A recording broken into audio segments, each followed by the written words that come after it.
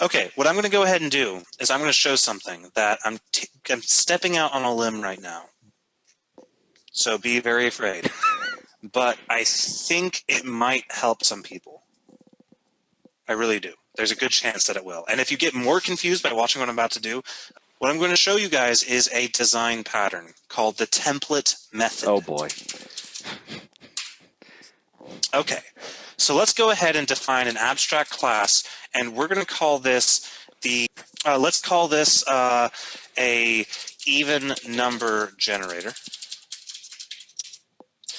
And it's going to have a public void run with an int min, int max.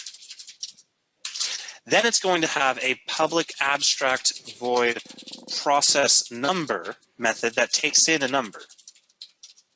So the public abstract void process number method, which takes in a number variable.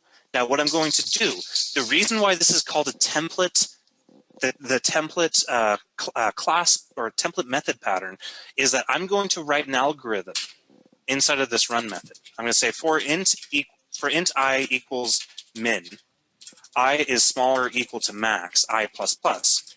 And then we're going to say if I modulus 2 equals 0, then we're going to invoke process number of I.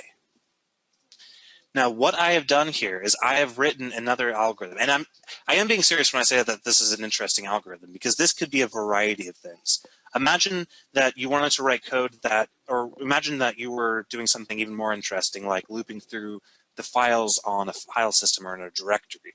Or imagine if you're grabbing things from a database and performing operations on them. This is important